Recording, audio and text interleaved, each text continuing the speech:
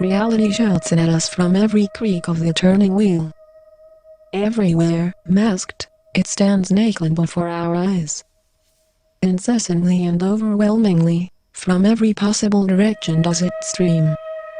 And yet, we look the other way. But there is one, and one only, who watches the fireworks of unfolding karma in all their pitiless glorious splendor. One, without shape or form, with no attributes of any kind, who gazes dispassionately on the waking dream, discerning all and judging nothing. One solitary witness to all the scoff and dandy in the cosmos. One solitary witness, silently awake, emptier than the void. Holy Ghost. The real mystery is not the unity that lies behind this apparent separation. The real mystery is how the ridiculous idea of separation arose in the first place. Outside of time's illusory cage, no thing exists.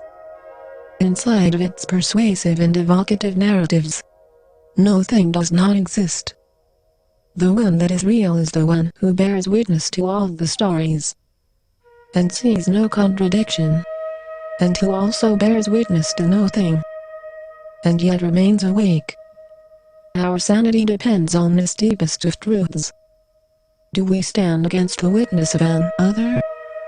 Or do we strain and stretch to admit it without dismissing our own? To forge a better view of what is real. All possible witness, including none at all, does the witness see. Everywhere the same, we name the witness I, but we also call it God, Brahma, Yahweh. It is a sweet irony. We do this to remind ourselves that each I, each Atman is the one solitary witness. That all our differing witness is equally true, consistent, real. But now the cup is upside down. Atman equals Brahman is an equation we simply cannot understand. No matter how loudly it is shouted by prophet after prophet after prophet, we only hear two things. Rather than identifying each witness as the one, we add one more witness, separate from us all. And there are some who deny that this Brahma exists. So close the atheist.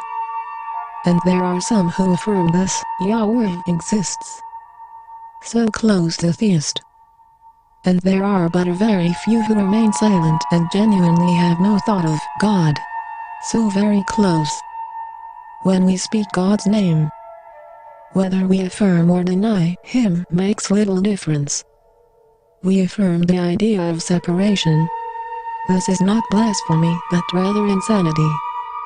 We are not in His image. We are not created by Him. We are no graven idol. Separate from your God? What are you saying? But then again, it's easy to throw out the baby with the bathwater. When the connecting pin is discarded, chaos ensues. I is I. Always was and ever shall be. There is but one witness. Give me no apples or no bananas, I get the same. There is but one empty set. Who hears these words? Who is the witness? The empty witness, the bare I. Your own personal Atman. Don't mistake this for yourself. Neuroscientists have looked and found none. Hundreds have reported this self-same fact. Over thousands of years. Through intellectual reasoning. Through meditation. Through observation. There is no self.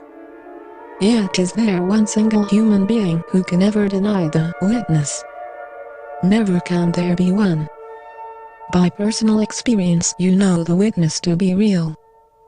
The witnessed may be a dream, a virtual reality, a manufactured illusion, a state-of-the-art 4D movie, a model in our brain of any of these. But the witness has no doubt that this is real witness of it, whatever it is. I may be fooled as to what is real, but there is no questioning the reality of I. The bare empty witness is common to us all. And when we think another's witness to be separate from our own witness,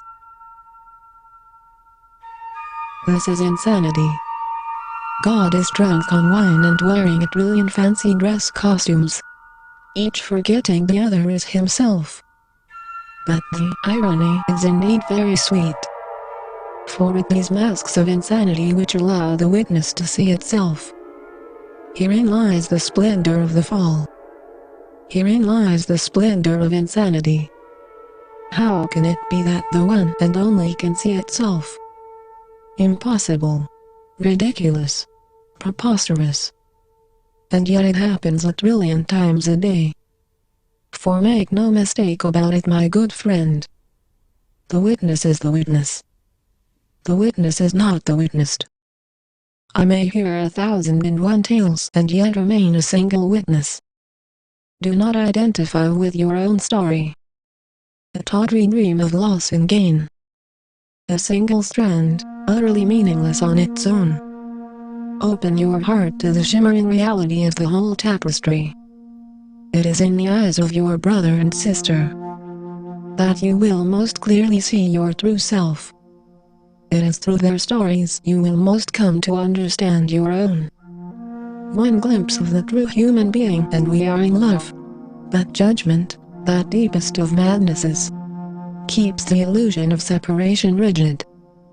Spit that apple from your throat, back into the fertile soil of this Eden. It has done its work and you have slept 1,000 years. Reality comes now, and now, and now, to kiss your lips, so that you might awake. Good and bad is all about the amorphous self and its preferences. To split the world into what it likes and what it doesn't is the root sickness of the mind. There is no morality. There is no evil. Look again. Look deep.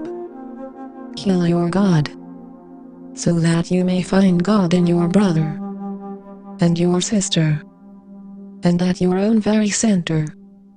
You do not serve God by making a graven image, no matter how subtle. For God stands before you clothed in a billion crazy disguises. And if you have chosen one incarnation amongst these to be your God, set him free. Take out the nails and let him climb down. The poor man, he is as ordinary as you and I. How cruel to take humility and make of it a king. Be like him, for Christ's sake. Listen to my words for a few seconds more. I am God. Will you misunderstand me also? Will you nail me to a tree for my honesty? Before me was, I am. Before God was, I am. Only the witness is real. Don't claim it for yourself or your tribe. See it in your enemies, in strangers, in your neighbors. The next stage is upon us. We enter the quickening.